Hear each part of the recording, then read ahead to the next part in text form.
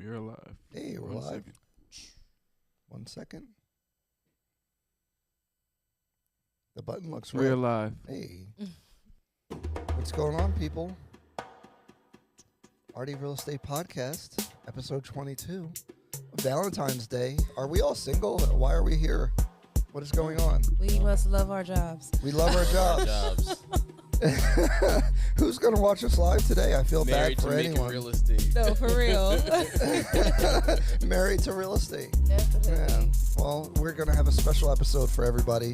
We're going to talk about love in real estate, relationships, buying houses together, being single. Should you buy the house and have both your names on it? What's it mean if you're on the deed but not the mortgage? Later, we'll talk about BBLs and PPP loans, Oh, God. Airbnb investing. They go hand in hand. Maybe it's not doing good. Airbnbs and relationships. Who's out there going to Airbnbs tonight? Oh, my gosh. Everybody had to be at Airbnb tonight. Whoa, wow. All right. They need the whole house, they said. That's very It's demanding. spicy out here. You got to get a rooftop in Philly or something. That would be very Yeah. nice. Why are y'all starting so We- soon? well- Oh, my God. Well, we had to have more fun because last episode I didn't think we had enough fun. We told some dad jokes. It was all right. We did. No, we got to tell some spicier jokes. Yeah, it's not doing good. I'm your host, Ryan Fagan. I'm an associate broker with the Ardhi Real Estate team at Fathom Realty in South Jersey. And you guys can introduce yourselves. What's going on? Hey, guys. I am Candace Dennis, real estate agent with Ardhi Real Estate team at Fathom Realty in South Jersey as well. And I am Drew Thompson. I am a mortgage loan originator and branch manager with PRMI, which is Primary Residential Mortgage. I got to get a little faster on my sounds. That's all right. That's I all was right. about to say I'm proud of you for adding something. Yeah, Because, yeah. I'm good at that. What's going on? How are you guys doing? Are you sad? Are you guys both Eagles fans? I'm not an Eagles fan. Shame. I was entertained by the game. I thought it was a very entertaining game. Oh, my God. Very I upset was with upset you. that they lost. Oh, okay, I thank put a, you. put a little Okay. bit on it. I was going to have to cut your mic off if you were going to say No. blasphemy.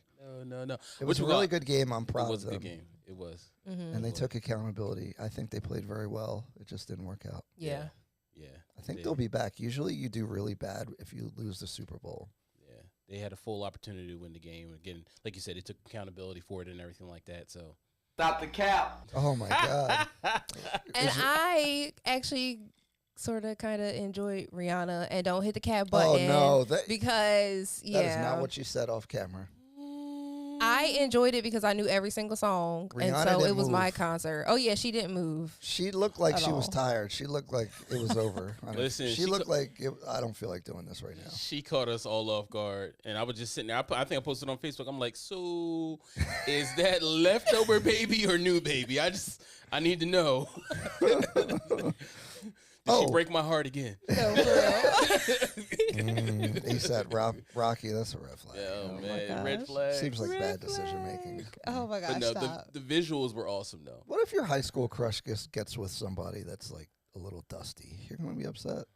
Nah, Mm-mm. better don't Just- listen. I'd be like, Cause I knew "Oh." how dusty it was when they ain't choose me. No, that's what I'm saying. No, Like, then look, that makes you really missed out, dusty. okay? Take they dusty and go ahead. Oh, also we have another different producer today. Last week was Kevin, my brother. We didn't introduce him, but he asked good questions last week. Mm-hmm. Today we have Rich from STBR Films. What's up, y'all? I'm Rich. Hey. What's going on, Rich, feel free to ask questions because we're all He gonna get us We're- things for himself. we're all real estate people here. So if we start talking in like things that are too advanced, bring us back and ask a question so that because most of the audience is not going to know what we're talking about. If you're lost, the audience is lost. So Yeah. Got you. reel us back in. I Got appreciate you. you. Got you, bro. What are we talking about today? Oh, relationships and buying Relationships. houses and stuff. Yes. Drew, Yeah. let's start spicy. What's a crazy divorce? Yeah, let's do a divorce story because divorces ruin a lot of relationships and it destroys your finances. And real estate, we see a lot of that. Yeah. Well, first I gotta want to preface this with I'm not going to give out specific names or anything Yes. like that or Yeah. anything like that. Duh. These are just stories from the industry and everything like that. So, I, have, encountered people Allegedly.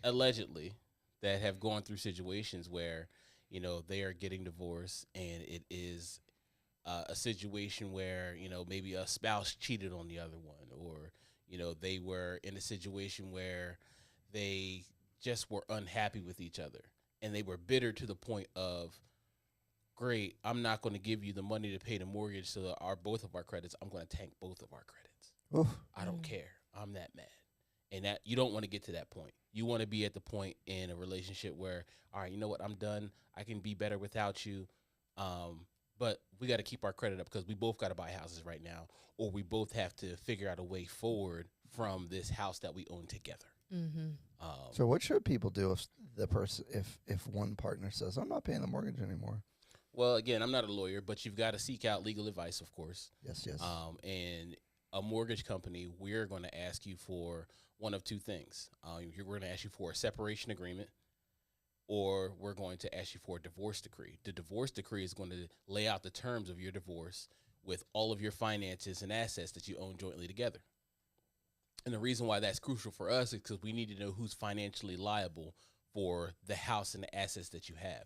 Because if you need to refinance to buy the other person out of the house, then we need to know what you're going to be accountable for and what they're going to be accountable for. So if you guys have cars in your names, who's going to take care of the cars? Who's going to be paying for the cars going forward? Who's that liability on? Mm-hmm. If you guys are separating the house, who's staying in the house? Who's moving from the house? If you guys can always sell the house if you want to. If you guys are going to, move on and split the equity that's currently in that property, you can always sell it. Reach out to a real estate agent like Candace or Ryan and say, hey, I need to sell this house. Now, again, one of the things you want to take into account is you guys may have $100,000 worth of equity, but you're not going to walk away with a $50,000 split. Right. There's real estate fees. There's taxes. There's escrows that you got to, settle out. You got to finish paying all the utilities from the property. So if you have a divorce decree that says that one person is responsible, mm-hmm. does that alleviate me of responsibility even if my name's on the mortgage? It will alleviate. Will it hurt my credit? It will hurt your credit until you are refinanced off of that other loan. Oh, Lord. If you're on the loan with that person. So, even so though you're still screwed, really. You're screwed. Because if they have to refinance, they have to qualify to refinance. They have to qualify to refinance. So situation like I was telling you about earlier, I had a client who, again, they were like, hey, man, I've got to get refinanced, but my wife is tearing up my credit. Mm-hmm. She's not paying her side of the car note. She's not giving me money for anything, and I can't afford to do this on my own. So I've got some late payments. My credit score's tanking, so getting, again, the divorce decree in place is important. But it doesn't protect you. It doesn't protect you. You still have to. So most situations when you get a refinance done, you have to sign what is called a quick claim deed. And the quick claim deed alleviates you of responsibility of the property itself, and you have to refinance yourself off of the loan, because the loan is the credit piece. Right. The loan is what ties you to your credit report to them. No matter what happens, if your name is still on the loan, you're still liable regardless of any of these other documents. Exactly. Yikes. Why did I go negative? I actually meant to go positive for the intro here as far as like couples getting together and buying, but my brain went real immediately dark. Spicy. Dark. I keep saying the real estate industry has done this to us. And the funny thing is, so before I was an agent, I was a processor, and I like vividly remember having to look at a divorce decree, and the wife was so like adamant on having 50% of everything that like even in the divorce decree it said that the wife would be able to take possession of all the hampers and all the trash cans. Like, I don't know what her thing was. Like, everything was split, even down to the hampers and the trash cans. And I was like, oh my gosh. Yeah. So yeah, these things are like super involved. They're super involved. And again, like you said, the stories that you see and the situations that you run into, especially when you run into a situation where there's not enough equity to buy them out. You got to think about it. If you want to stay in the house as a wife or a husband, and you want to stay there, the house is worth $200,000, but your loan on it's $180,000. The max you can refinance up to is 95%. Oh God! So whatever your investment into that property was, if you say, all right, well, I want $50,000 to get bought out of the house, we bought it together, you're going to get depreciation on it, da da da da da. There's not $50,000 worth of equity in that property, so what do you do at that point? You know, and again, people will hold you hostage. You know, so again, it's crucial. You know, when you're getting married and you're making these decisions and everything like that, you got to figure out how to hold title on the property. So again, when you guys split and everything like that, you know, marriage is nothing but a contract. You know, it's it has sanctity, it's holy. You know, people, it's a tradition, but it's a contract, and the contract says that, hey, we're in this together.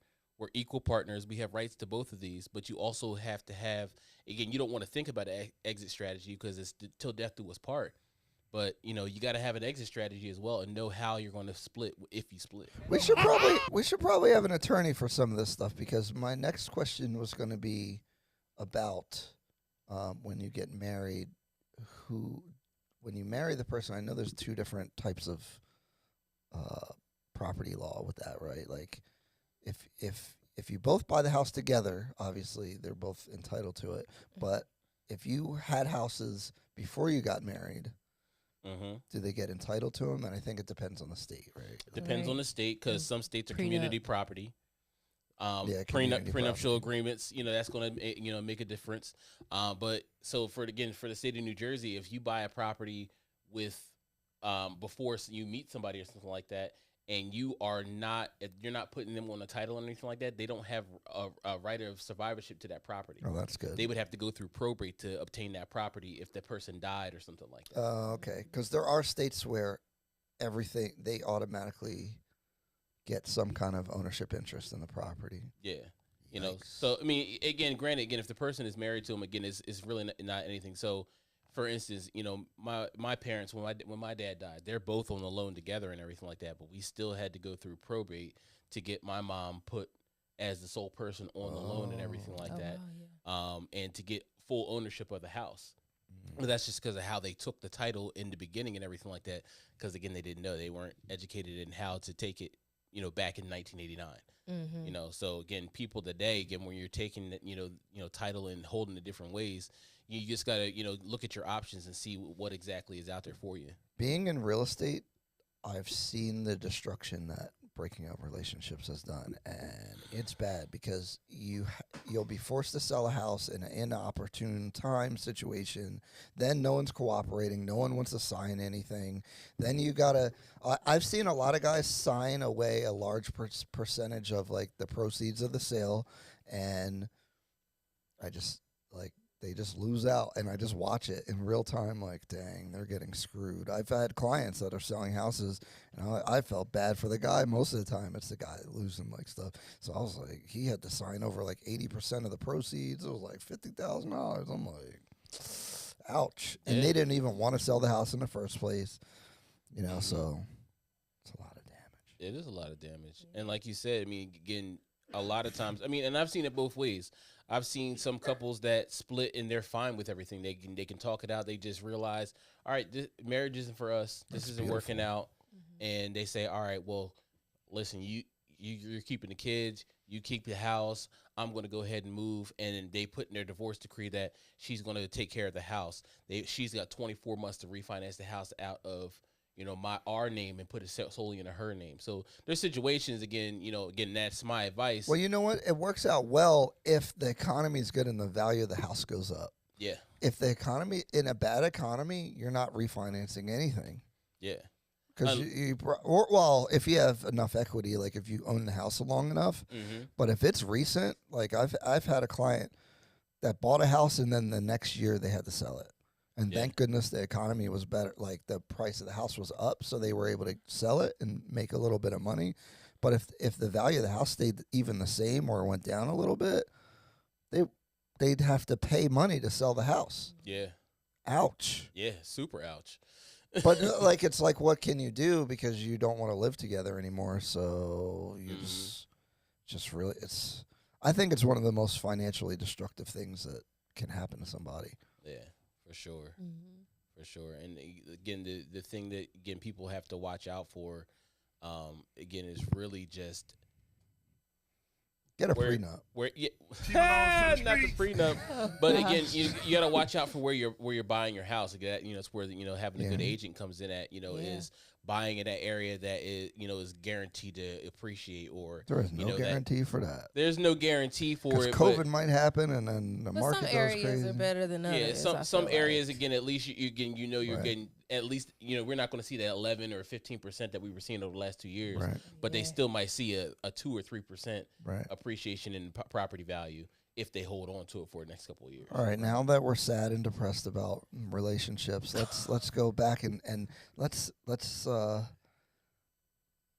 I think a lot of times it's better to buy a house individually as individuals, especially if you're like looking at investing and stuff like that, Mm. versus buying it together, because the debt to income goes against both of you guys when you buy a house, right? So now it looks like you're both responsible for this payment, versus if one person takes on the one house and then another person can buy the next house. Mhm. I think it ends up being better. That'll work out on conventional loans. VA and FHA won't wash, but again, there's benefits to it doing it on conventional. Because again, like you said, there's benefits to DTI. The fact that at the time when they purchase that house, they're both going to be considered first-time home buyers, so they both get a first-time home buyer benefit at that point, instead of, hey, we're buying this property together, and now we've used Right. our singular first-time home buyer Right. opportunity. Yeah, and you everything basically like you lose an advantage of a first-time home buyer program, like because you could Mhm. use it twice instead of once, stuff Yep. like that. Yeah. and that's if you guys can income qualify separately for the properties that you want. Right. Yeah. Mhm. You gotta know, be or decent. again, like you said, if you're going into an investment strategy, so hey, listen, we're going to buy a house. I can income qualify for a $200,000 house by myself. This is going to be our starter home. You're going to buy our next home as your primary home, and we're going to move into that one as our next primary home, and we're going to rent this next one out. But we're going to have the first time home buyer benefit on both of them, because neither one of them is in both of our names. Exactly. Because again, either way, again, you can't, just buy the next one as an investment and get first time home buyer benefits. You guys have to move into that next one. So it behooves you when you're purchasing and you're doing stuff like that. Again, you buy the first one with the wife's name or something like that, you get the first time home buyer benefit. And then if you're going to buy it with the husband's name on the second one, that's fine, but make sure you guys are buying that property as a primary residence, Right. because if you if you guys buy it as a as an investment, again, there's negative connotation to that. It's borderline illegal to buy it as an investment and not use it as such, or buy it as a primary and not use it as such. So you want to make sure you Right. don't cross that line in doing so. But Also, this is an interactive show, so if you have questions, ask them. So we have Mustafa here. He said, "Live in New Jersey. When will the home prices come down, and how much will it go down when it does?" My thing about this is, I think this is the new normal, unfortunately, because the demand for houses is still high, and the incentive for people to sell is still really low because the interest rates. So people don't really want to upgrade their house or move. People are moving less because of work, because they're remote working. So like, I think there's more. The market's a little bit more rigid, so there's less volume out there. So there's still a lot of buyers, and there's like no sellers. So in that environment, I just don't see any situation in which the prices would come down unless something changes. But I don't see anything that's on the horizon that's going to change the housing market. So not my favorite prediction, but stack your money. yeah, Take it, but here's the thing: you can take advantage of a lot of programs. So in New Jersey, we have the 10K. Is it more now?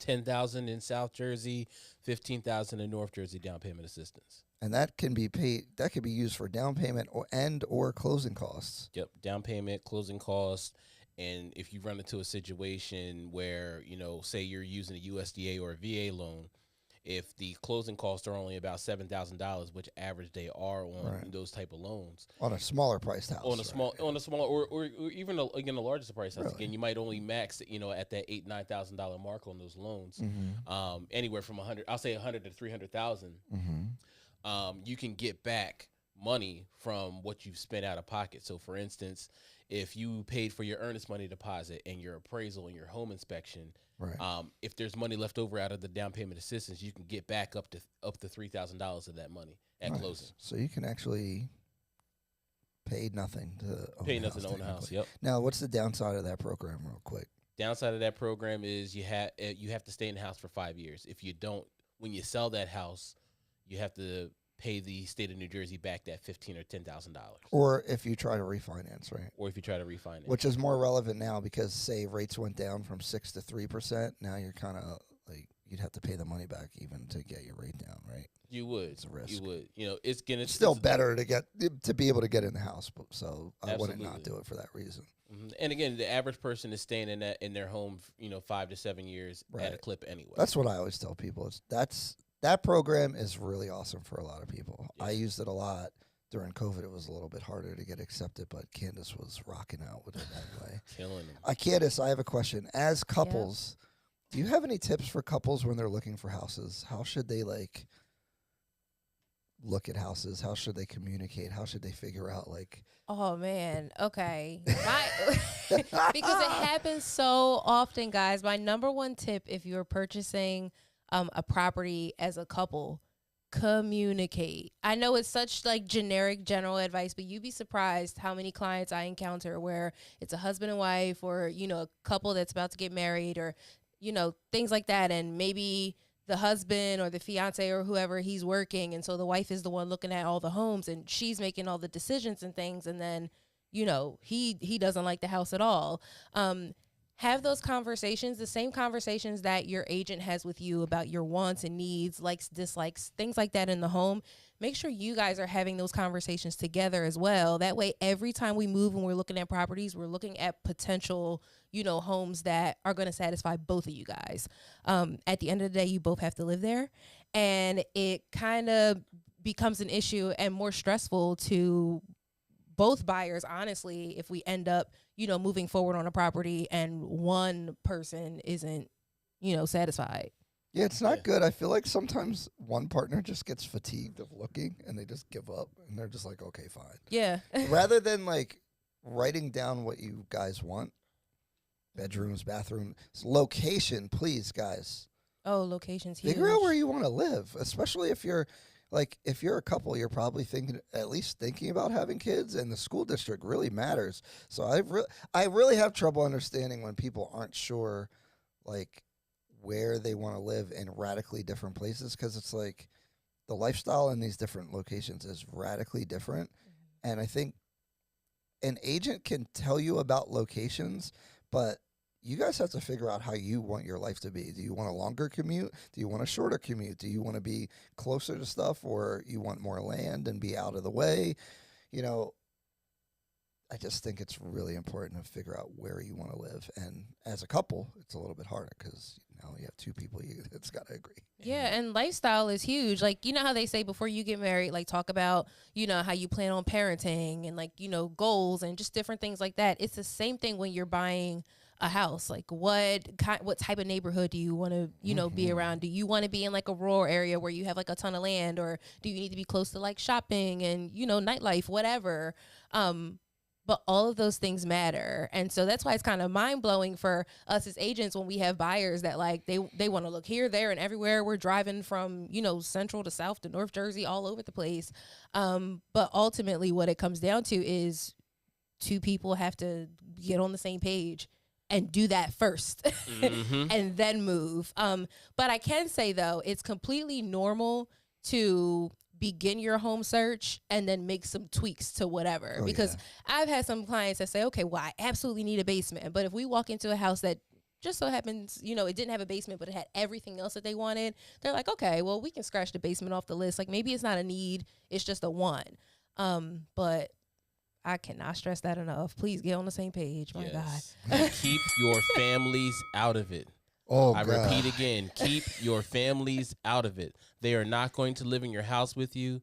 They are not going to pay your bills. Keep your families out of it. Because I've seen so many couples, oh, well, mom doesn't like this about the house, but dad thinks this is okay. And the husband just sitting there I'm paying the bill here. Why are you involving them in what we got going on over here. And again, like you said, it just gets convoluted, especially again if you guys haven't done what Candace said and figure out what you want up front before you even start the home buying process. Mm-hmm. So now you've got two different alignments of what you want, and then you're adding your family into the mix because they're telling you, oh, you don't want to do that or you don't want to buy that. You guys are a union together. Mm-hmm. So you guys have got to figure out what you guys want together. You can take your family's opinions, but then talk about them. Right, exactly. And on top of that, another thing that I've noticed, and Ryan will probably agree, is the way we used to shop for homes and the way like working with buyers used to go is I could show like less than 10 homes and we would be under contract. So the difference now is it's so much more important to be on the same page because that buyer burnout is going to hit because we're going to be looking at houses and submitting offers. And unfortunately, there's a huge chance that several offers are going to be rejected before we get to, you know, that one offer acceptance. So You got to be decisive. you have to. You absolutely You can't have be playing to. around. When it's the right house, you need to do everything you can to get that house because there ain't a lot of houses out there, and you can't be like, oh, I don't know. Like Yep. you guys gotta strike when it's the right house. Mm-hmm. And you need to stop caring what your in-laws and your grandma thinks about the kitchen. Oh, God. Yeah. If you like the kitchen, why the heck you worry about what grandma said about the kitchen? Right. You're going to be cooking in there every day. Not gonna- Exactly. She's going to be there 3 times a year for holidays, you know? I do think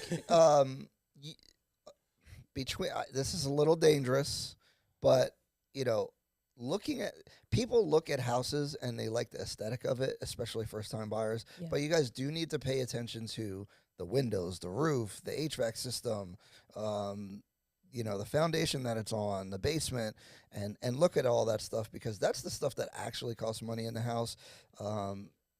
The flooring, kitchen paint, it's not as much. But if you have a roof problem and it's $20,000, $15,000, you need to pay attention to it. And I've seen a lot of people buy flips where everything looks nice on the inside, but the roof was not replaced and it's 15 years old. Mm-hmm. And so they're sold by the beautifulness of inside.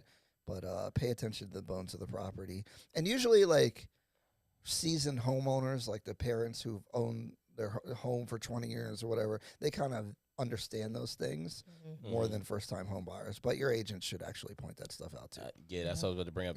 Having a great agent is going to help you with all these things. Absolutely. Because a great agent is going to bring up those things about the house and the roof and the amenities that you're looking at. Hey, that's great. I know you like the sink. You know, I know you like the, you know, the refrigerator, but what's the roof look like? Right. The right agent is going to give you all that perspective about the house and make sure you get a home inspection and make sure that you're crossing your T's and dotting your I's. And we have more questions in here, so Mustafa's on a roll. Come on, And Mustafa. we got 11. We got 11. Mustafa, I'm sorry. Yeah, Mustafa. We got 11 people in here, so if you guys do have questions, we will answer them. Welcome, lovers. Hope Yeah. you're on here with your spouses. Are you guys lonely? Like, what's going on? You're not on a date or anything? Like, that's Maybe they're home chilling because you guys know I am anti like restaurants on Valentine's Day. That's horrible. 2-hour waits and all that. We ain't doing that. Food not even good.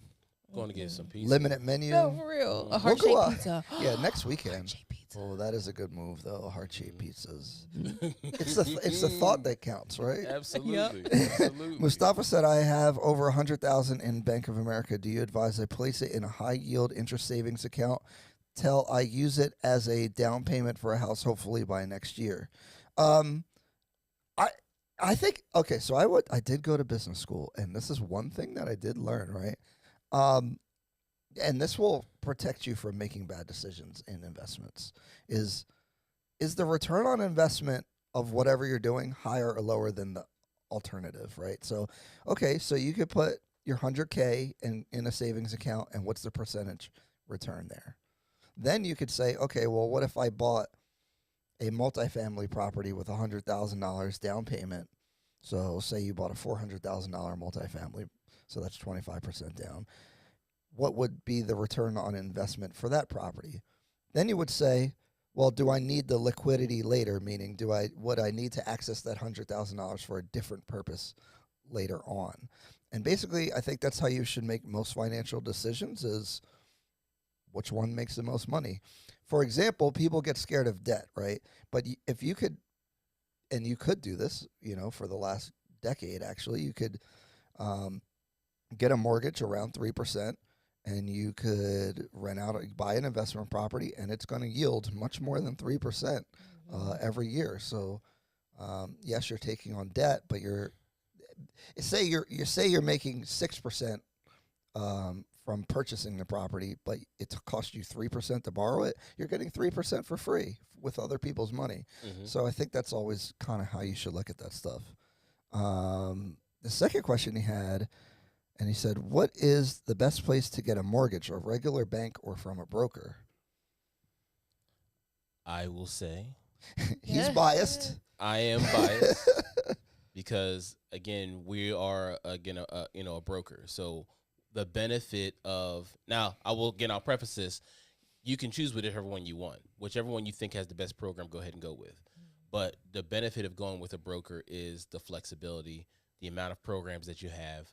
I know when I run pricing for a loan in my system, I've got over 100 different lenders that I can look and choose from, and I can give you the best options out of that 100.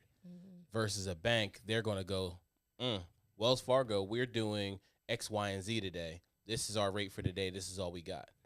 Right. So banks don't have that flexibility to kind of cut their margins and everything like that because they're national and they're across the board. Now, some credit unions will have, better margins and things of that nature. You may be able to get a better deal if you've been with them for a long period of time. Right. But, working with a mortgage broker, again, they're going to have a ton more of programs that'll be eligible for you.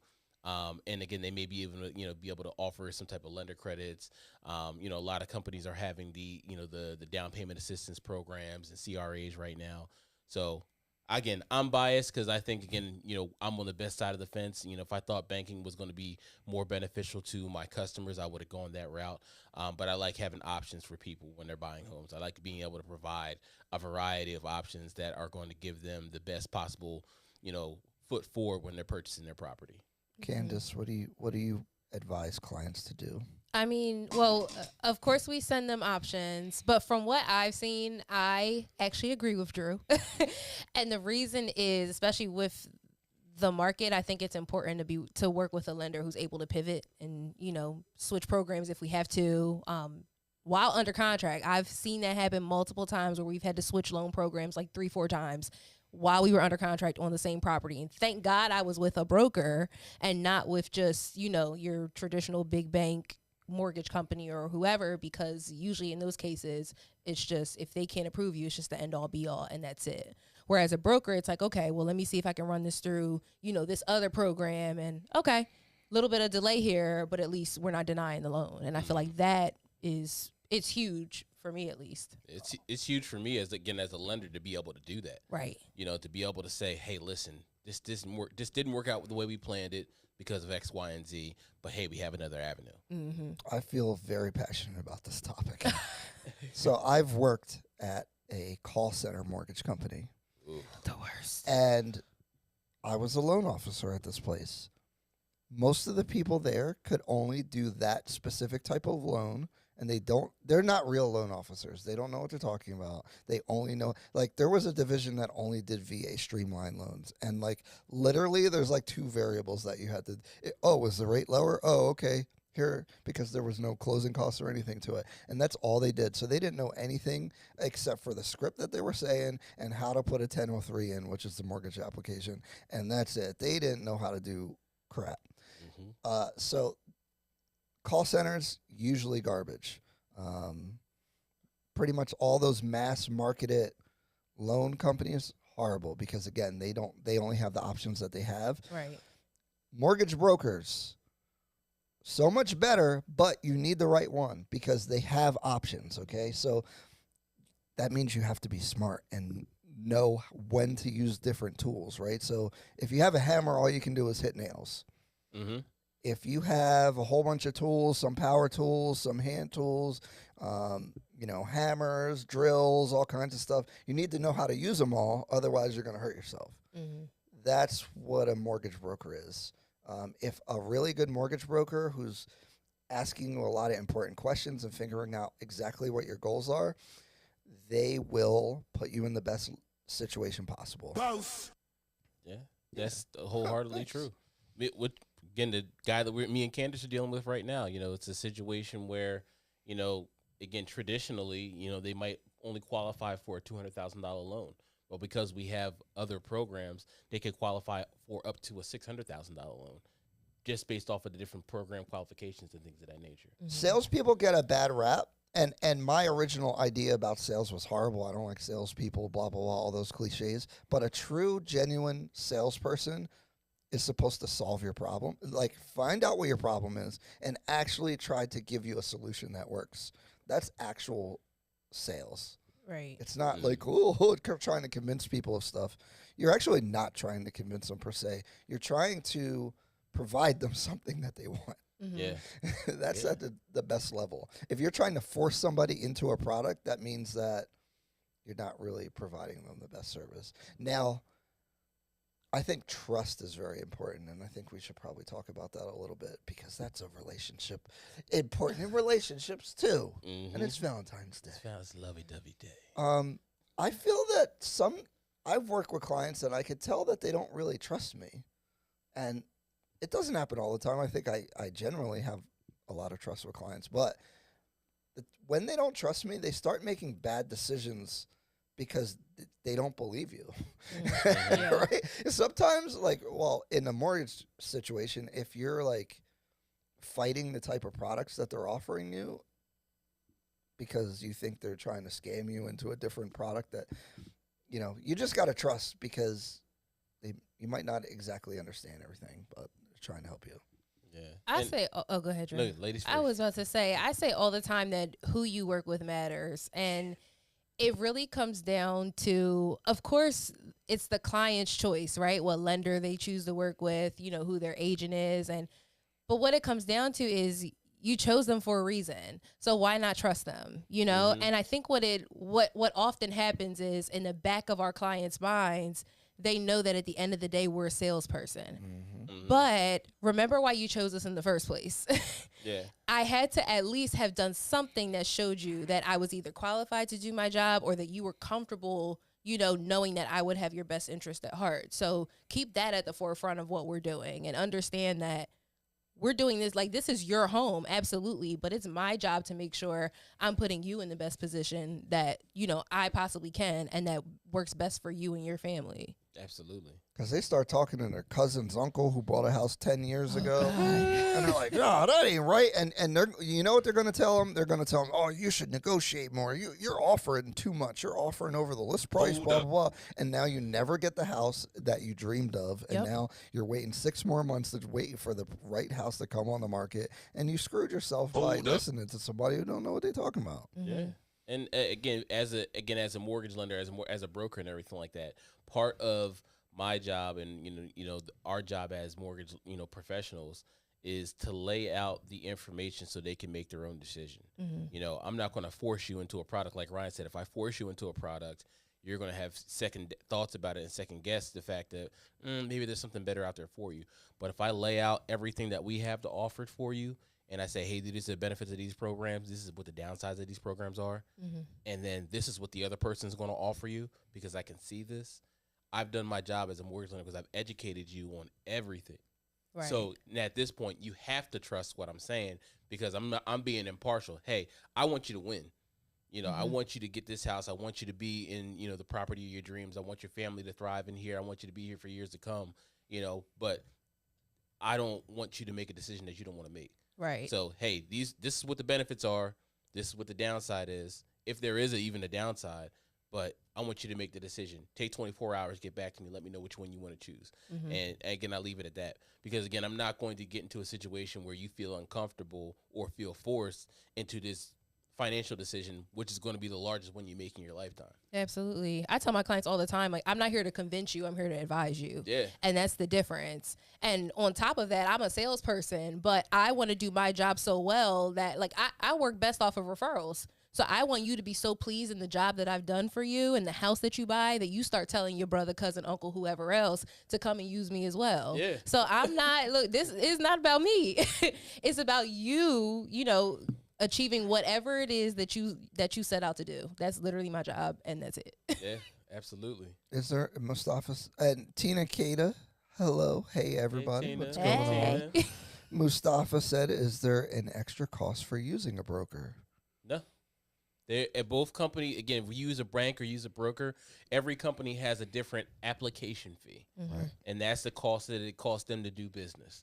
So some companies will charge $1,200. Some companies charge $2,000. That's why again the credit agencies give you 30 days in which you can shop between different lenders, because if you feel like they're charging you too much money to apply for that loan or to use their company or something like that, you can check out another lender within 30 days, and it's not going to affect your credit or anything like that. Right. So it's not going to cost you more to go with a broker, but all financial institutions have different fees. Right. Check the lender fees, because then that's different than the loan fees based off of what loan you're using. If you have upfront mortgage insurance and stuff like that. Yes. This is why it's important to have a good person to talk to about this stuff, because it's not common sense. And when you're looking at the loan forms, there's a lot going on.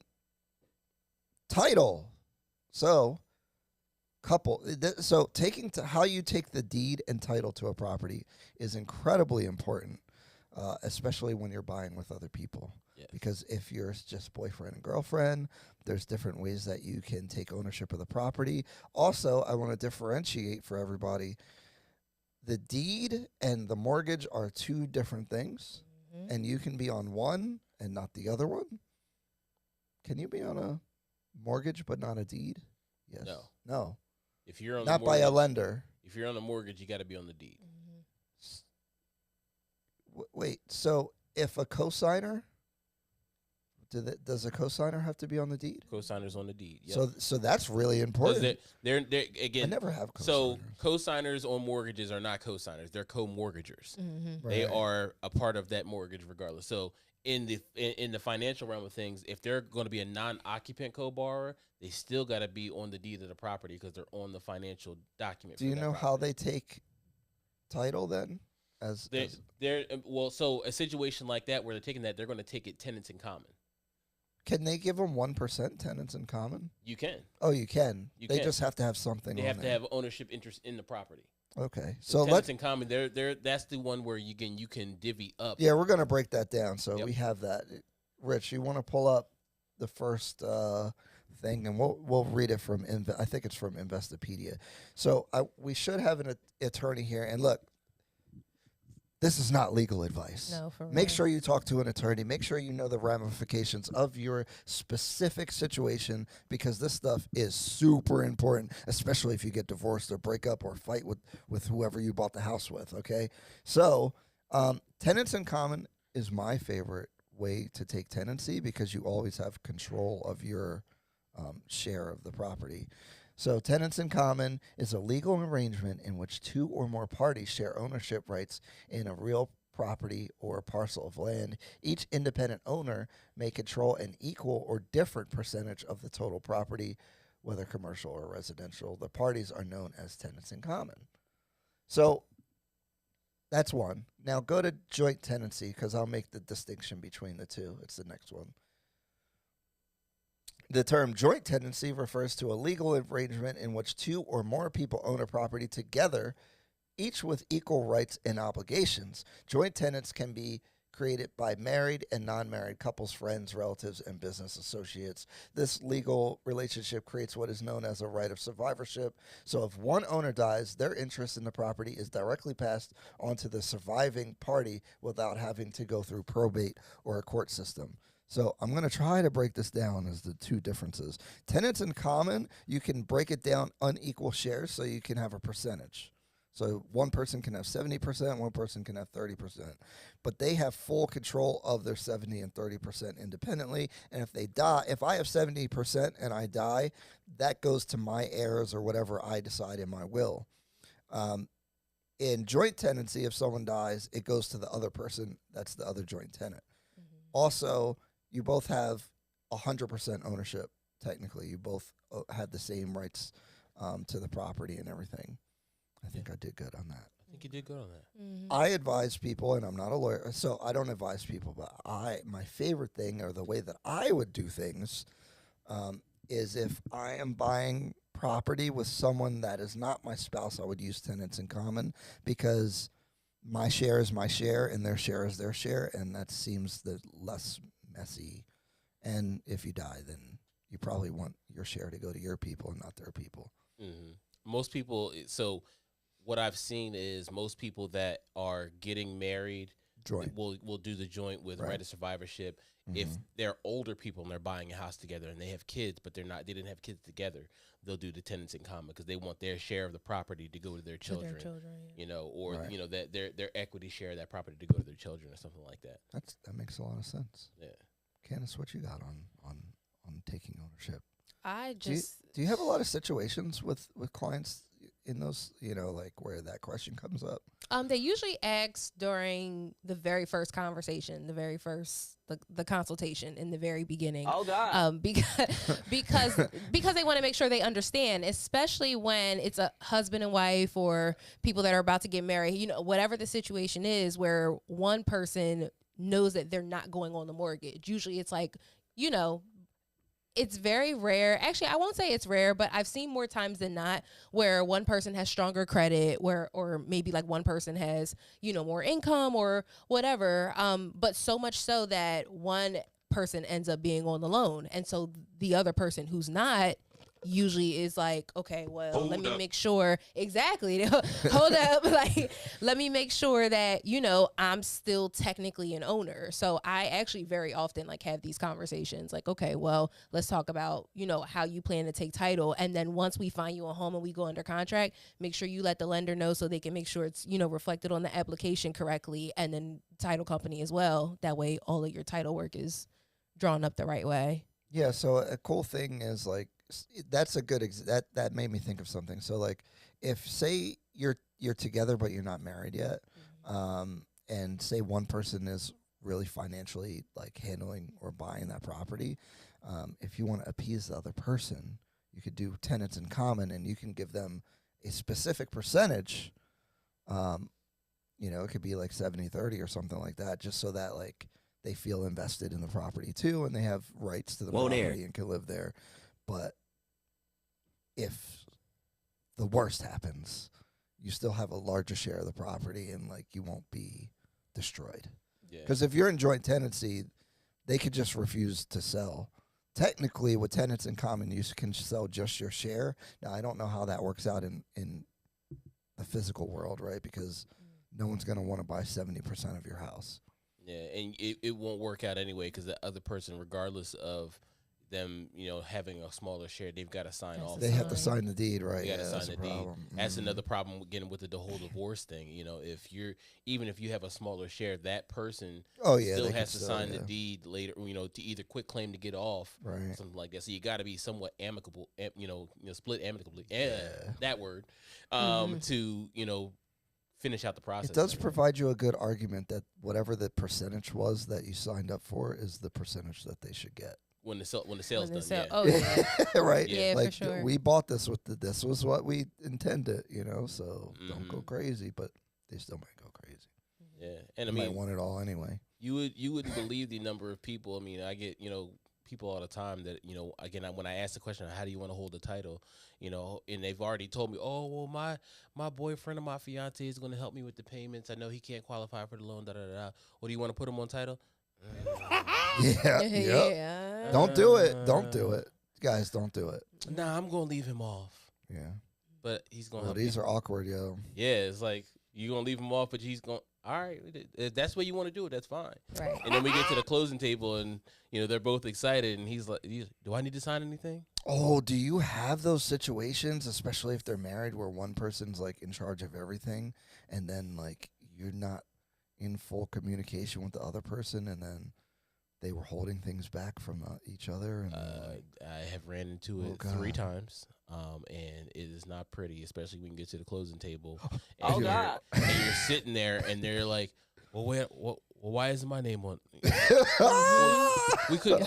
And again, the other person is just like, oh, well, we couldn't qualify with you on there, so you're not. We don't have anything for you to sign. And again, as a loan officer, again, I'm not getting in the middle of that. I'm running. Goddamn. And again, if you're not in a community property state, you're like, all right, well, it's not my place to kind of step in here, right? Because I've already educated you. And again, she's on the loan, she's financially responsible. That's our responsibility. What's going on between you two is totally different.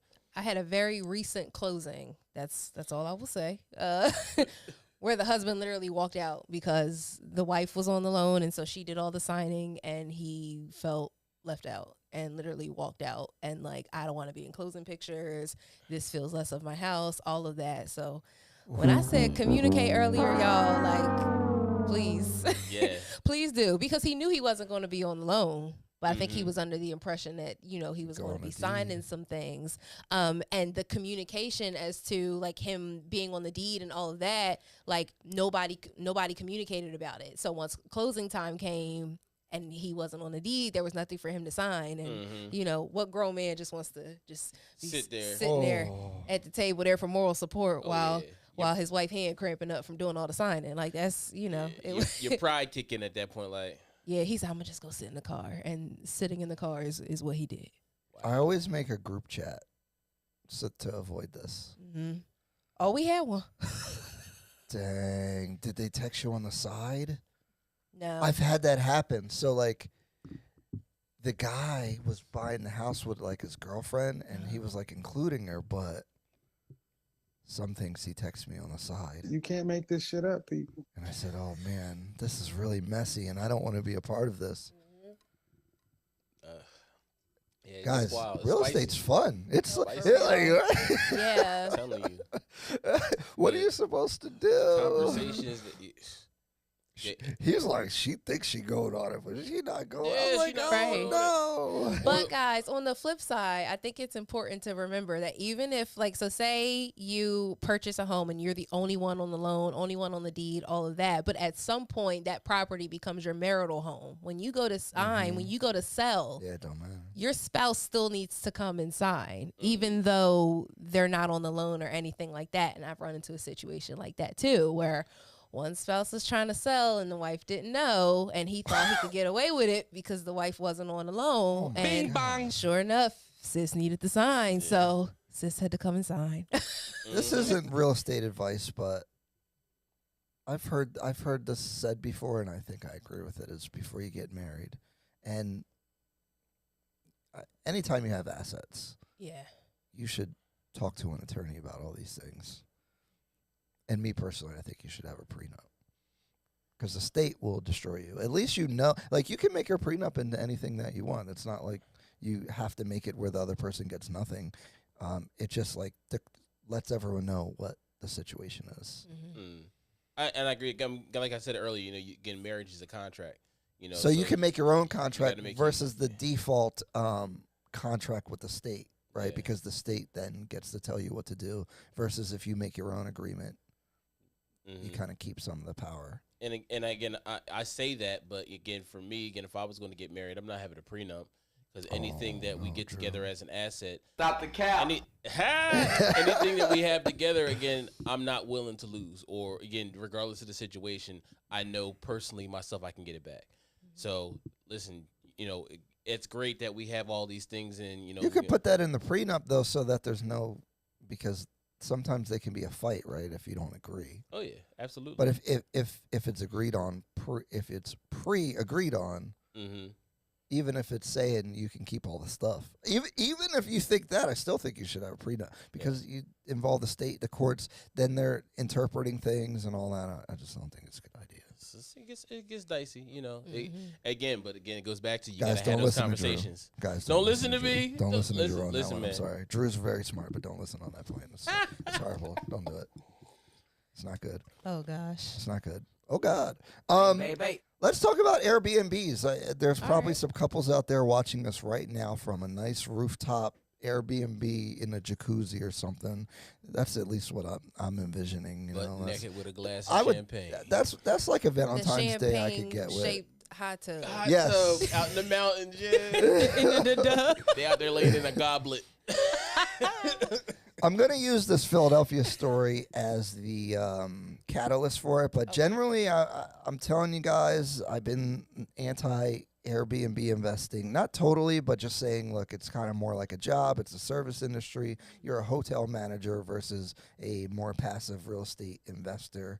I mean, I know there's management companies now that do it and stuff like that, but cities are cracking down on the lawlessness of Airbnbs, and I kind of don't agree with why they're doing it. I think they should be able to rent out their properties however they want to. But in Philadelphia, Rich, can you bring up the next article? It's the Philly one. Philly Council passes tougher Airbnb regulations. This is WHYY. Philadelphia City Council passed new legislation aimed at toughening regulations and improving transparency around short-term rentals like those found on services like Airbnb and Vrbo. The measure introduced blah, blah, blah. Let's find it. It creates a new type. So you need a special license and imposes regulations designed to treat short-term rentals more like traditional businesses. Philadelphians, like other cities, have seen a proliferation of short-term rental operations, both from owner-occupants and professionalized operators who oversee networks of units. Blah, blah, blah. Where we want to get to the important parts. Okay, well, actually, I know about the story, so we can. Basically, they made that you have to have like a special license to do short-term rentals, and they have to do inspections, and you got to pay a hotel tax and all this stuff, and you have to carry certain types of insurance, and so basically they're just making the cost of doing it much higher. They're doing what they do with every industry in the country, just like they did with marijuana and everything else. We want our cut. Mm-hmm. You making too much heavily money, regulated, yeah. and we want our cut. And I've investigated this quite a bit. I looked at like Philadelphia Inquirer articles, and then on Instagram, I look at the comments, and a lot of the residents seem to be upset because they're occupying real estate that could be used for actual housing, and because the housing prices are going crazy, right? So if you imagine someone's buying an Airbnb in a row home in South Philly, and putting fun furniture in there for people to stay or whatever, that's a house that now someone can't live in. Oh yeah, and it's a hotel for temporary for like traveling people or probably more well off to be able to do that kind of stuff, and therefore it's making your neighborhood cost more. And so I think that was their argument. You know, I'm not really for all this government intervention. Is that really making the neighborhood cost more? Or are they just mad at the disturbance because people are having parties? And that was the other That's criticism, what is they're having parties and disrupting stuff. Yeah, that's another issue. Yeah, I think it's more so that because, again, from a city standpoint, again, especially a big city like Philly, you want those opportunities for the business people to come into your cities. Yeah. You want people to have travel spaces outside of your hotel industry that people feel comfortable bringing their whole families to. Yeah, but that's the thing is, and I don't want to get too much into politics, but it's like they're kind of trying to crush the little guy, right? Because the hotels are obviously upset with it, and the hotel lobby, and they have more influence than individual operators who have one or two properties, even though there's big companies now doing Airbnb. Yeah, I wholeheartedly agree because again, if the hotels have less revenue, the city is making less money off of them. Right, and they're not getting the hotel tax from these rogue operators.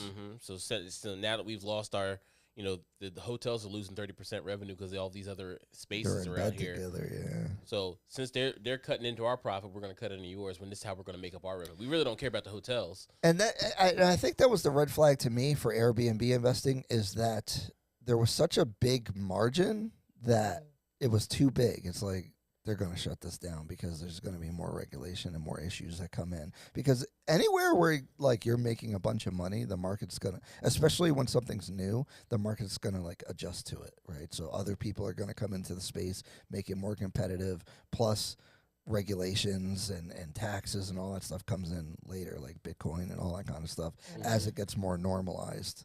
And that's what happened. Like it either last year or the year before, when Airbnb just like went bananas, and now every time you turn, somebody has an Airbnb. Like Atlanta was one of the first cities that said, all right, well, we're gonna crack down, and look, there's a maximum of like 2. I think like you could only own, it was either 2 or 3, but very minimum number, and you had to sell the rest. What is the argument though? Is it the housing argument, or is it the parties? Like what's the justification for shutting it down? I think that's like really crazy. It's probably a culmination of it. Both, The parties. You have you're having parties in the middle of neighborhoods. You're killing the hotel industry in these cities. And again, they're not able to either pay their tax. Their attendance is down in the hotels. So the cities are getting less revenue. It's probably a slew of things that they're going through. which again I understand, but again you're killing the little guy. Yeah, I believe in freedom. If you own a property, you should mostly be able to do whatever you want. Yeah. Now, affecting the neighbors is a problem. Do you guys like staying in Airbnbs? What's your thoughts on that? Because I don't think I've ever done it. And I like a hotel. Mm-hmm. I'm like a prisoner. Like, give me my hot and my cot, and I'm good. Like, I really don't need an Airbnb. I have family members that are like, "Oh, we gotta stay in the Airbnb. We all gotta have our own house and our own bathrooms. We gotta have a hot tub." I'm good, in a hotel. Have you done it before? Yeah, Have I've you done it. I've stayed in a couple Is the logistics Airbnbs. annoying? I can honestly say, well, Like getting the keys and I stuff? don't like booking the stuff, but there's been, I think I stayed in the Airbnb maybe like 3-4 times. And out of those 3-4 times, at least 2 of them have been issues where like you can't get the key. Or my friend went to Tulum a couple months ago, booked the Airbnb, got there and there was no hot water. She ended up having to like go stay at a hotel, like had to fight for her money back. It's just, I've never liked Airbnb as a consumer, or never even thought to invest in it, honestly. Yeah, because if I'm traveling, the last thing I want to deal with is by the time I get to the place, I don't want to have more problems. Exactly. And all that private hot tub, and I'll find a resort that has that stuff. Like, it's fine. Yeah. I mean, I've stayed at one for a bachelor party. And again, Right, that it makes sense. came in handy, so it made sense. I've seen people do it, couples retreats to Airbnb. Yeah, I would do like that. that. Yeah. They make sense, but again, at what cost are you doing that? Could you guys have gotten separate rooms in a hotel and spent the same amount of money or less? Right. When it makes sense, though, the reviews are like super good for like the host. Maybe they're like a super host, and maybe it's a really, really nice crib and there's like 10 of y'all, so you're splitting the price. It costs next to nothing. It's kind of like, okay, well, your only expense is like, let's just get there. So in those cases, it kind of works. But for me, I don't know if you guys know how I am when I travel. Like, I don't want to. I get lost. Like, so I just show me a hotel, please. I do think, like, going to Mexico, I like the resort.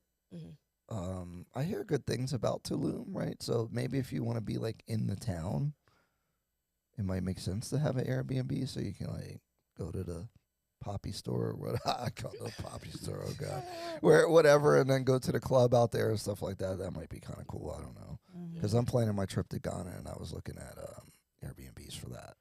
Well, yeah, but I was gonna go for like 3 weeks. Whenever I get out there, like get you a monthly rate or something like that out there on one of them. yeah, something like that. I don't know, and it'd be cool when you go to other countries. It's nice if they come with like a driver who can like show you where to go and stuff. I do like those. I'd use an Airbnb. I'd use an Airbnb in another country, United States. Yeah, I know, right? Nah, But if I'm going to another country, you kind of want that. And then there's the other thing about privacy. Like, you don't know what. Yeah, that's weird. Hotels It's a too, house. but it's somebody's house that they might live in or that they have access to. So you never know. Again, do they have hidden cameras? Yeah. Right. Do they got bed bugs? And security in the hotel. Security. Nobody can really mess with you at the hotel. I stayed at one in Florida, and we were like sitting watching TV, and the owner comes walking through the back door, like, "Hey guys," I'm like, "Oh my gosh, hi, welcome home." I think. All you guys in the chat, what's your Airbnb experience like? Do you guys like it? Would you do it again? What about going over to another country? Would you prefer that then? I don't know. Hotel versus Airbnb. I don't have a lot of experience with that. Speaking of all this couples and love and deeds and arguments and fun new age things. Why'd you say, oh God? You're making me nervous. Love is in the air. Love is in the air. How do you guys feel about BBLs? I said, "Oh God," because he said new age things. I said, "Oh my gosh, we're about to talk about a trend. Let's do it." It's a trend. Oh God, it's such a trend. Oh gosh, I heard it costs like $15,000. Everyone looks the same. Here's my thing on BBLs. There's a reason here. I'll introduce it, but I want to know what you guys think about BBLs. I was about to say, it first. sounds so random, but I promise we're going somewhere. We're going guys. somewhere. So I get it for the people that are unhappy with their bodies and they want something a little bit extra. I get it for the people that are going into the industry and they're like, all right, well, I want my body to look a certain way on camera. For return on investment. Return on investment. Okay. So financially, again, if you're doing it to make money, great. If that's going to give you the return on investment that you need to sustain yourself, cool. Very progressive of you. As long as you have looked at the health and safety concerns that are behind those things and what the upkeep and all that kind of stuff is. I thought you were going to say your legs got to match. I mean, but they You're do. not wrong. You're not wrong. But I mean, I don't think they look good on everybody because the legs don't match. The legs don't match. The body don't match. The middle don't match. So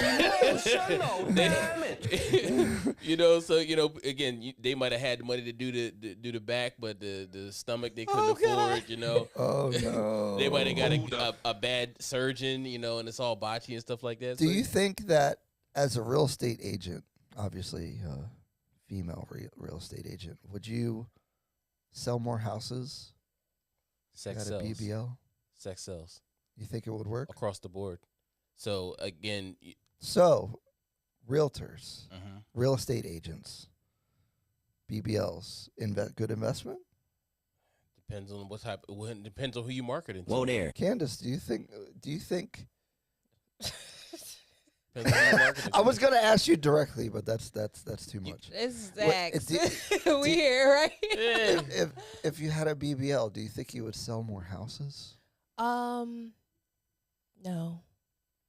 Do you Oh, think, God. do you Me think personally, no. Do you think the general female real estate agent, if she invested in a BBL, do you think they would sell more houses? It's hard to ask Candace that because she's a naturally beautiful woman. Oh. Well, I mean, So most people that get those type of adornments have some type of insecurity about their body, or they think they need that extra edge to get ahead or to look beautiful. Here's where I think alterations like that can help, because yes, sex sells, but now the way the real estate industry is set up, it kind of pretty much forces you to be on social media. You have to have some kind of social media presence, unless you've been in the business for like 40 years and just have a crazy referral, like loyal clients that will come back to you and just buy houses just because they want to. If not, you have to be on social media and constantly market yourself. And unfortunately, that is one of the, things that attracts people faster. So can I say that a BBL will directly bring you more sales? I can't confidently say yes, but what I can say is that BBL might bring you more attention, bring you more followers and stuff like that, which then in turn exposes you to more people and then probably makes you look more knowledgeable or more important, more relevant because you have the larger following. What's up, baby? What a very sophisticated answer to that. Because look, here's that deserves a bing bong. I'm sorry, but I'm not a BBL girl, and I don't plan to ever be one. And I think I do all right sales wise without that. So, well, not everyone could be you, Yeah. So Sorry. the reason why I bring this up, Rich, if you want to bring this up, is a Miami real estate agent went and did this Miami woman get rich selling real estate or scamming COVID loans? oh God. So before she deleted her Instagram account, Daniela Rendon, if I said it right, had 33,000 followers, to Candace's point, who watched her living a fantasy life. She posted pictures of herself lounging on yachts, riding horses, partying in Ibiza, going on extravagant dinners. Intermittently, she also shared going out post about oceanfront Miami apartments she was selling in her career as a luxury real estate agent. Part of selling products, you have to look good, says Anna Ubri, a Miami realtor who has known the girl as a colleague and friend for more than 5 years. The day I met Dan, okay, blah, blah, blah. So anyway, she went and got a BBL with the PPP loan, and she went on to Ibiza and doing all this lifestyle stuff to get all these followers, to Candace's point. And,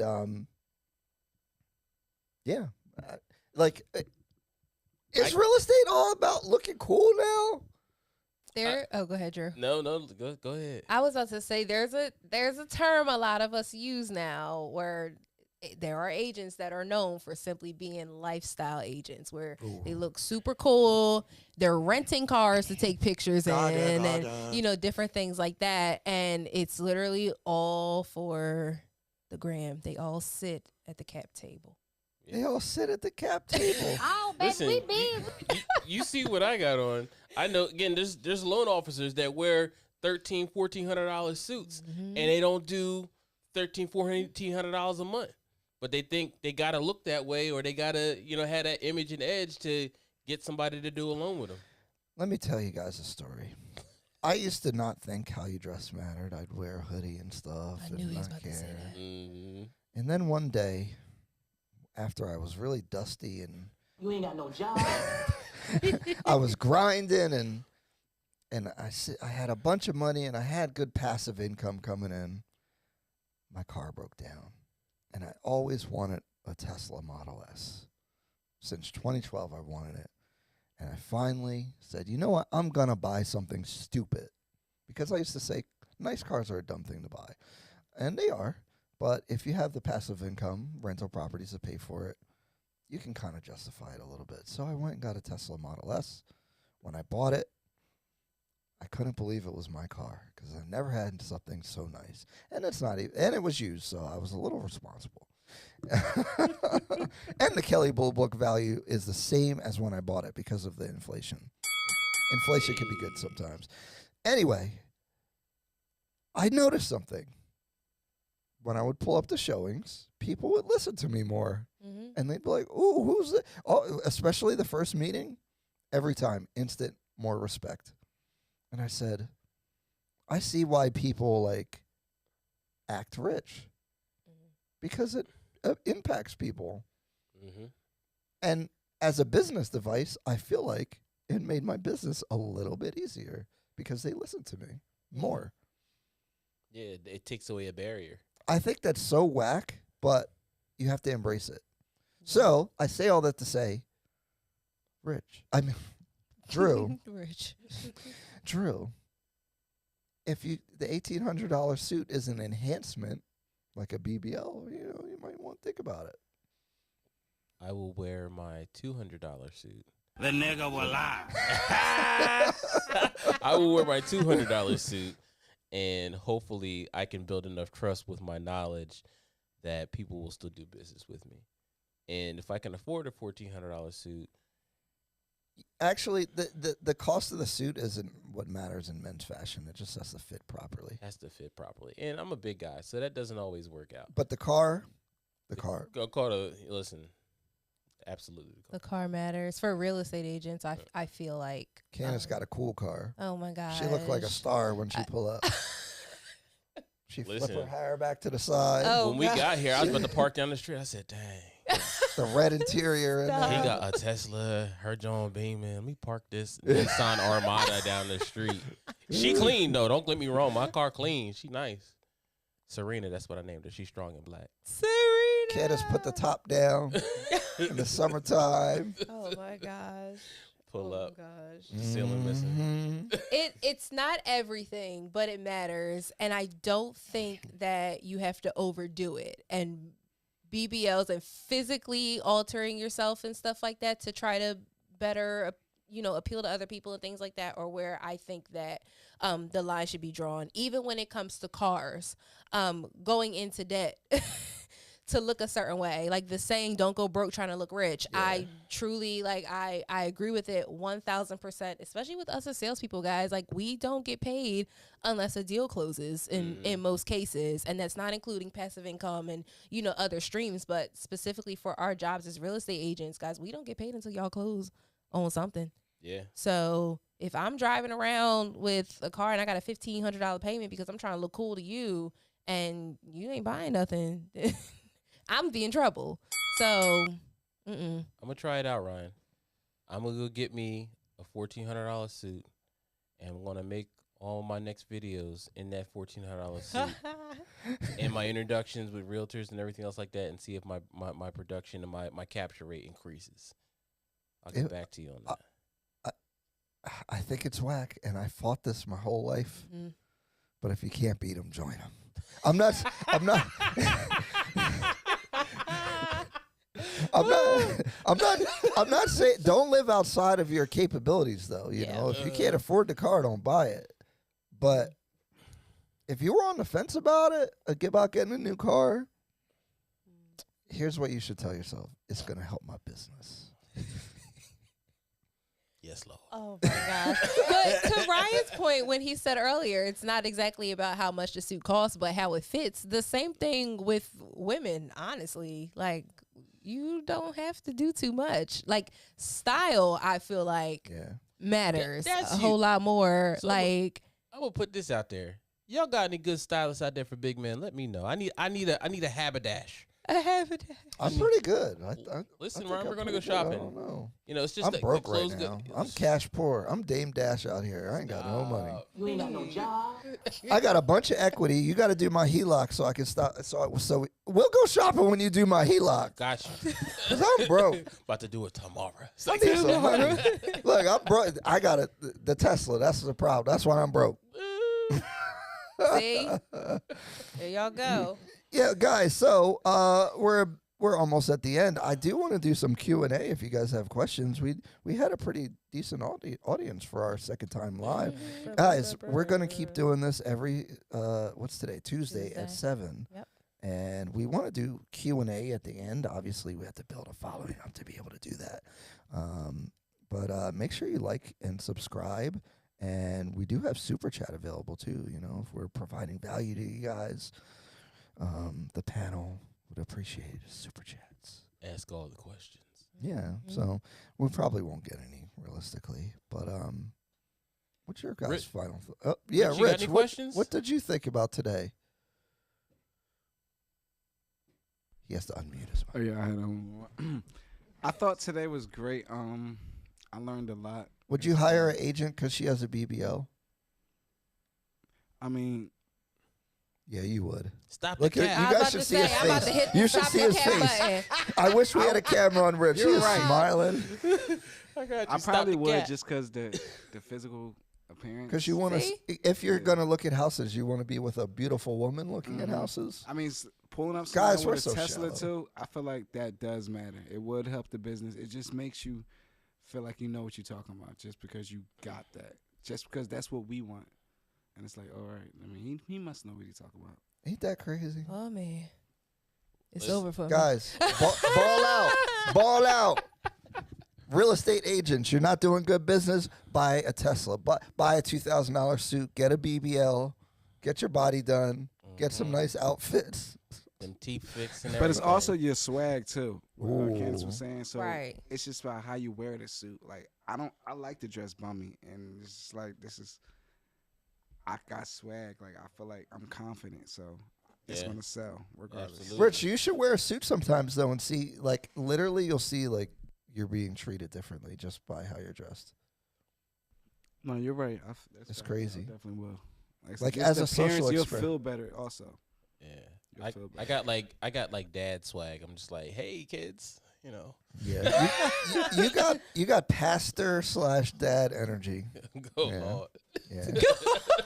When you was talking about something on this podcast just a while ago, I was like, he's a pastor. I think it was the Brother Morgan. BBL thing. Out here preaching to the kids. It's Brother Morgan. Brother Morgan. Yeah. Yeah, so we appreciate you guys. I like this right here. Candace, final thoughts? My final What do you thoughts want are to that tell the y'all are loving crazy. people? What do you want to tell the couples that are arguing and can't figure out how to buy a house?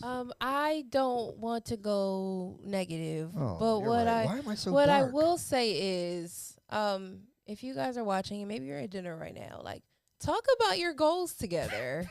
Like, do it together. It's funny how, like, I notice that, and I actually see this a lot where people are, working and they're saving money and things like that, but when there's no, like, goal or no plan or or anything like that. You're kind of just going through the motions, and eventually we'll get there. Eventually we'll buy a home together. Like, no, sit down and put a time on that thing and say, we're going to do this by the end of the year. And so in order to get from point A to point B, this is how much we have to save each month, and work together to do it. That's why you need to book. Hey, baby. That's why you need to book Candace for a consultation. Absolutely. Oh, y'all get a whole listen. Because you can't come up with the strategy by yourself. You need an expert telling you, like, hey, oh, you should pay this off, or you should do this, or angle this way. Mhm. Oh, I was thinking about buying a car this year. Oh, well, maybe you shouldn't do that. All that kind of stuff. And talk to a loan officer. Even if you're a year out, they can provide you valuable information, Right. because some of this stuff is not common sense. So sometimes you should pay stuff off. Sometimes you should just save the money and use it as a down payment, because it depends on the interest rate, how long you're going to live in the house, yada yada, a whole bunch of stuff. All that And you stuff. should have these conversations, and don't do them in your own head, and not talk to your partner and with professionals. Right. And it's not even just about the money part and Mhm. saving and all of that. Like, consider your union a partnership. And if one person can stay home with the kids or whatever, so that the other one can do the overtime or, work or whatever the arrangement needs to be, just be on the same page about it and go all in to whatever those goals are, because Bing it bong. really only works the way that it should work if both of you guys are all in and really committed to whatever it is you guys are setting out to do. Tina says she has a consultation with you tomorrow. Yes, you do, girl.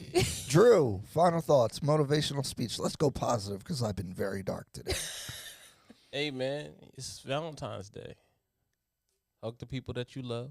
What's up, baby? Make sure that you guys are doing all the things that Candace mentioned about talking about your goals and moving forward in life. And Because that's sexy. it's super sexy. Talk about your goals. Fellas, the biggest thing that you can do is talk about your financial goals with your Talk woman. about the future. Talk about the future with your woman, man. If you're not talking about the future with your woman, she just gonna think that you got no goals. She got to take care of it herself. If She she's might just find somebody else. But don't do that with the fun girl, or if you're not taking her serious, because then they're Yeah. gonna think you could take You ain't her got no serious. job. No, for real. Mhm. Okay? Yeah, I second and approve this message, and I second my own motion. I got to a little approve it. toxic, but that's the Ardhi Real Estate Podcast. We appreciate y'all. Have a beautiful Valentine's Day. We're out. Bye, guys. I feel like I should be dancing with like a grass skirt and a coconut brown or something.